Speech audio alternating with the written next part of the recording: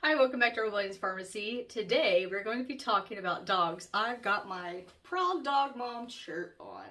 So let's dive into our topic. In my previous video, I talked about all the toxins that are affecting our kids and how it can affect them mentally and developmentally. And today we're going to be talking about our other babies, our little fur babies. I've had dogs my entire life. Like, coming out, my parents already had dogs, and we've had a variety of different breeds. We've had mixed breeds, Heinz 57.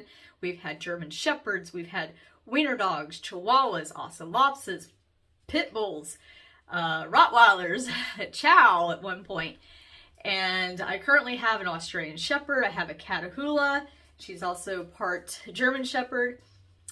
And all of my years of having dogs and everything, we are always under the belief that when you get a dog, you keep that dog until it dies. And so that was kind of us. We had dogs. We had like 5, 6, 7 dogs at a time. We had a farm. We had cows at one point. We had chickens. We mostly did a lot of chickens, raising them for their eggs and raising them for meat, things like that. We've also had garden. We had at least 5 gardens that we had, like different variety. We had fruit trees growing up. So our dogs would get a lot of scraps. Now, we did feed them regular dry dog food, but majority of their diet was actually like parts of the chicken that we didn't use, their heads, their feet. They sometimes would eat feathers, like, because the pieces of meat, like some, we cut the meat off bone or whatever, and sometimes we'd boil them to make bone broth or soups and things like that. But our dogs got a lot of garden scraps and other pieces of meat. That's what we mainly fed them, along with the dry dog food that we gave them. It was like just some cheap, I think it was called Old Roy or something like that. But we always bought like a 50-pound bag of dog food. Now, we have, like I said, between 5 to 7 dogs, and most of our dogs were big dogs. Rottweiler, German Shepherd, Chow Chow. And we buy a 50-pound bag of dog food, and that would last them the whole entire month because we were feeding them mostly table scraps and garden things and just chicken parts that we didn't use. I don't remember whenever we got them as puppies. I don't ever remember getting them vaccinated. My mom said that they did get their puppy shots, their first puppy shots, and that was it. Like, we never took our dogs to the vet. We've never given them booster shots or anything. They didn't seem to really have a whole lot of issues with fleas. We lived out in the wilderness, in the woods, where there was ticks and stuff. We would get ticks and everything. Every now and then we'd be brushing the dogs and stuff, and we'd find like a tick on them or whatever, but never had any issues with a whole lot of pests and stuff. Fast forward into my adulthood, I brought a dog with me into my first marriage that I had since I was 11 years old. She was a Chiweenie, and she was not spaded. That was the other thing. We never neutered or spayed our pets. And when I moved into the house that I had at that time, it was a duplex, one of the requirements was that she needed to be spayed. So at age, I don't know, 8, 10, somewhere in there. I was 11 when I got her, married at 21, so 10 years old. I had to get her spayed when she was like 10, 11 years old. So I got her spayed and everything so I could have her. And then I had to get her like up-to-date vaccines. So like, do you have an up-to-date vaccine record? And I said no, so I had to go and get her some vaccines just so I could have an up-to-date vaccine record so I could have her. She lived to be 19, almost 20 years old. And I fed her regular dog food, just, dry dog food, but I gave her a lot of table scraps, was her main diet. Then I got my little wiener dog, Origami. Loved that dog. He lived until he was 13. He died a couple years ago. And he started developing health problems. Now, I was trying to be a good dog mom, take this dog to the vet, made sure he got all of his shots, made sure he was eating the high quality dog food they had out there on the market, Gave him some canned dog food and stuff. I didn't feed him a whole lot of human food, scraps and stuff. And at age 6, he developed a liver condition. His body started to bloat. He had tons and tons of dry skin, tons of fleas. He had a smell. His feet was always yeasty. Inside of his ears were always yeasty. And the vet was like, oh, it might be the breed, blah, blah, blah. Okay, you know, I don't know. I didn't study anything about animal health and nutrition. But he put me on this medication. It was like $45 a month. Put him on a special kind of dog food, which was, oh gosh, I can't remember, 70 something, I don't know. It was ridiculous for this small bag of dog food. And I didn't feed him, like I said, I didn't feed him any table scraps. I took him in every year to get boosters, vaccines. I gave him oral flea pills, and he just went rolling downhill in his health. His hair started falling out. He was always gassy. He would poop out blood every now and then. He was always throwing up. I'm like, what is going on? And then I had got my dog. So at the age of 8, this was at age 8, everything started developing when he was about 6 years old. And the vet said he probably won't live past 10. Well, I got my dog Hershey, and the same thing. I wouldn't feed him any table scraps. Only did the top quality dog food, vaccines, flea pills. Age 2, he started having seizures. I'm like, okay, what's causing this dog to have seizures? And I actually started to track them because the vet was like, oh, it's the breed. You know, Australian Shepherds are, you know, famous for this. And there's a saying called white feet don't treat, which means they could have like this MDR1 gene mutation, which could make them have a higher risk of having seizures. We ran that test, $300, and it came back negative, so he didn't have that gene mutation. And I followed the vet's instructions, giving him the phenobarbital, giving him this other medication. I can't remember what it was, for anxiety or something, because he developed a huge anxiety issue. Fleas, oh my God. I was like, okay, I know I live in a different state, but my Chiweenie didn't have a whole lot of flea issues until her later years in life. And I was like, okay, whatever, maybe it's just where we're living at. But I started doing research because my dog wasn't getting any better with the seizures. My wiener dog wasn't getting any better with his skin issues, despite me giving him all these pharmaceutical medications, spending hundreds of dollars a month on dog food and flea treatments and skin issue treatments and stuff. Nothing was working. The only thing was that he didn't have fleas. That was the only thing that I saw a difference of. Neither one of them had fleas because flea treatment was working. However, they had a plethora of other issues that was going on. So I started doing research into natural. That's also in 2016 is when I started to dive into my naturopath degree and doing things healthy. And I never thought about what's best for animals until I started to have sick dogs. And I was able to find a good recipe for Origami for his liver issue. His whole life just turned around. And his hair started growing back in. I no longer gave neither one of them. Hershey was probably about age 4, 5 years old, somewhere in there, when I stopped giving him the flea pills and then decided I'm not going to vaccinate them anymore. Because if you research the vaccines and stuff that they put in them and all the chemicals and everything, and even the flea treatments, and I found out the flea treatments because I started charting when he started having seizures, and it was always like right on 2 or 3 days after I gave him the flea treatments. And he would have like for a couple weeks, and then it's like every month. You know, it was like a vicious cycle. I was like, oh, I started making connections. So I told the vet, I said, I think the flea treatment is giving him, you know, these seizures. So, okay, let's try a topical one. So I tried to do the topical one. And sure enough, same thing. He would start having seizures a day or two afterwards. And I say, okay, I'm done. I stopped all the flea treatments. I stopped with the processed dog foods and started cooking. I was like, okay, we've never taken our dogs to the vets. I've never had health problems in dogs before. Unfortunately, Origami, he did pass away at age 13. even though despite my best efforts of getting his liver problem under control, he still, you know, was just kind of sickly and everything. And, you know, unfortunately, he had passed away suddenly. They think that his spleen had ruptured. We're not entirely sure, and I wasn't going to spend $2,500 on an autopsy on a dog. So my Hershey, after I started cooking for him and stopped giving him flea treatments, went years without having any sort of seizure. I was like, okay, all right, you know, vet thinks maybe it was just a fluke, whatever. Then I got my precious Luna.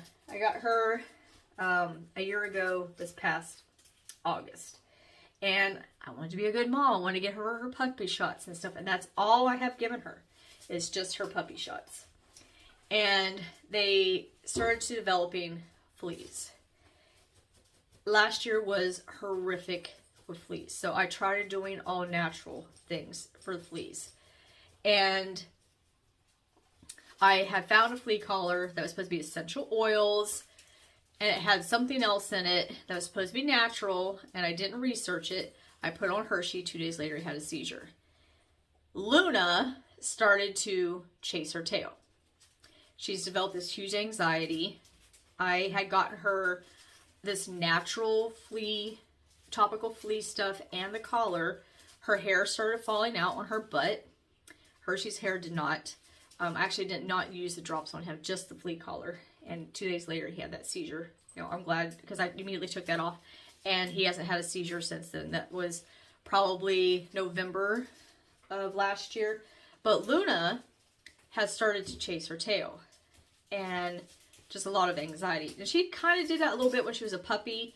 When we first got her, she chased her tail a little bit. And she also was eating rocks, which was like, But once I started feeding her foods and giving her good proper nutrition for her, she stopped chasing tail and she definitely stopped eating the rocks. But since I've put that flea stuff on her and the flea collar, she's been chasing her tail. Now the flea drops, she don't have the flea collar on now, but the flea drops and flea collar, the flea drops is supposed to last for 3 months, which means she should be ending that chemical, you know, because I put it on them in November. And so, was this February? Yep, tomorrow's February. So it should have been wearing off by then. So I don't know. That's kind of my theory why she developed anxiety, because Hershey also had a lot of anxiety. He was actually on anxiety medication. Very sweet dog and everything. And, you know, she had gotten her last bit of puppy vaccine. And I'm telling you, I swear that these vaccines and these chemicals that we're putting on dogs and on flea treatments and stuff like that, even if they're considered natural, please do your research. You know, I thought just hearing the word natural and essential oils, dogs and cats, especially cats, are very sensitive to a lot of this stuff. So I've been working with Luna on her anxiety, but that's my theory, is something, because it all started happening excessively. She hasn't been eating rocks, but she definitely doing the chasing the tail. So I'm thinking that maybe there was some sort of chemical that's kind of altered her brain in some way, because her started developing seizures and she starts chasing her tail excessively. Do the math. So what am I doing now to help them with their flea problem? I'm still doing healthy foods for them. I don't always cook for them. Sometimes I order this really expensive farmer's dog num stuff just so I can have it on hand for whenever I don't feel like cooking. But for the fleas, because they were so bad last year, I'm not sure what the heck was going on last year, because they've never had them this bad. I don't know. It seems like every year we have something. The year before was stink bugs. Oh my gosh. And the year before that was like fire ants, or the ants that fly. Not fire ants, but the flying ones. And then the year before that was worms all in my apple tree. I was like, ugh. Just every year seems to be something crazy. One year was spiders. Eek. Hope we never go through that one again. But I use a lot of natural stuff for my dogs. So I do like coconut oil, or what's the other one? Jojoba oil. I'll put some of that on them after I give them a bath and stuff. But what I've really seen a huge difference made is the diatomaceous earth. I get the food grade diatomaceous earth, and I put it into like an old, it had like some sort of seasoning in it that you put on food because it had the bigger holes. Take them outside and I like douse them in diatomaceous earth. You got to be careful so that they don't breathe it in, because it's really tiny, fine particles that can give them respiratory issues. So I put that all over them. I give them a bath, and what I usually bathe them in is just some natural Castile soap with apple cider vinegar. I don't do a whole lot of essential oils because there's, you know, even though they're considered natural, dogs' systems are way different than humans. So I don't use essential oils anymore. I do spray in their dog yard the cedarwood essential oil and everything, and let that sit, and then I'll use diatomaceous earth as well out there. Please make sure it's food grade. But yeah, so I doused them in that, and then I gave them a bath like a couple times a month. And what's really helped is combing them. So I try to comb them every day, or at least every other day, and I'll have like a big bowl with water and soap in it, and I'll comb them, and any fleas I just take them off and throw them in that. But it's really important to get all the eggs and stuff, because fleas has like a tremendous short time of reproducing. It's like 3 to 7 days, so you have to really be on top of that. Their bedding I throw into the dryer every day for like 5 minutes on high. You don't need to go through a whole dryer cycle to kill the fleas. I just throw it in there, and then I wash their bedding once a week in just really hot water. I try not to do any chemicals on them. I just plain water, and sometimes I'll throw vinegar in their wash water with their bedding. And I vacuum my furniture. Sometimes when I have them outside, I will spray down the couches and stuff with cedarwood essential oil spray, very, very diluted, and let that air out, and they seem to be doing just fine with that. No seizures, no issues, no skin irritations, things like that. But that's what I'm doing for them. I give them, you know, a doggy multivitamin. I actually go to a website called Balance It, and you can put in your pet's weight and put in the type of foods that you want to feed them. And they also have a supplement, and it'll tell you how many teaspoons and stuff that you give them a day. It's a little expensive, but you got to definitely make sure you got their nutrition up. They're getting their vitamins and minerals and stuff like that. So they've been doing really, really well with that and eating the healthy foods and everything, and been keeping the fleas on lockdown. I know it may be a little bit tedious to be throwing their bed in a dryer every day for like 5 minutes, but I don't want fleas in my house, and I don't want fleas in my dogs, and I'm not willing to give them flea medications. I mean, yeah, the flea medications do work wonders, but it's destroying their nervous system. Obviously, it's given my poor Hershey some seizures, and I definitely don't want that. Here's my handsome Hershey. Oh, such a good boy. Oh, he loves his mama, huh? You love mama. So something he started doing on his own, he wasn't trained, but I used to get, I still every now and again, will get huge panic attacks. And he would let me know like beforehand, like he would lay on me and push against me and stuff and say, hey, Mom, you need to calm down. And so he's been a huge support, and I love him so much. And yeah, so he got the little white feet. So look into that MDR1G mutation.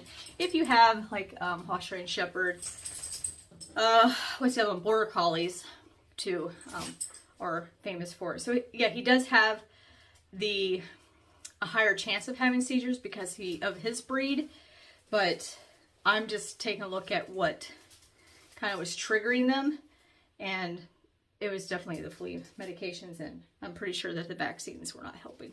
But anyway, I'm going to close out this video because I'm pretty sure it's like definitely long enough. and I don't want to keep rambling on and on. But that's what things I do for my dogs. I cook for them, I give them table scraps, I make sure they get supplements, and I make sure I try to keep down the flea population on them as much as possible. Also too, I've read somewhere where if they have a poor digestive system, they can have fleas. Not, like I said, this past year was the only year I really had horrible flea infestation on them. The only other time I've ever had huge flea infestations when Origami, my wiener dog, that passed away a couple years ago, when he was really sick. He had poor digestion and his skin was falling, or his hair was falling, his skin was falling out. His hair was falling out. So, you know, just do your research. If you're having pets that are having, you know, sickly issues and stuff like that, even cancers and stuff. There's so many different resources out there that talks about, you know, health and healing for your pets. And maybe I'll put a few links down below of some books that I've read up on this information from real holistic veterinarians. And yeah, go ahead, subscribe to my channel if health and healing and nutrition and herbs and gardening is something you're interested in. And I'll see you guys in the next video. Bye!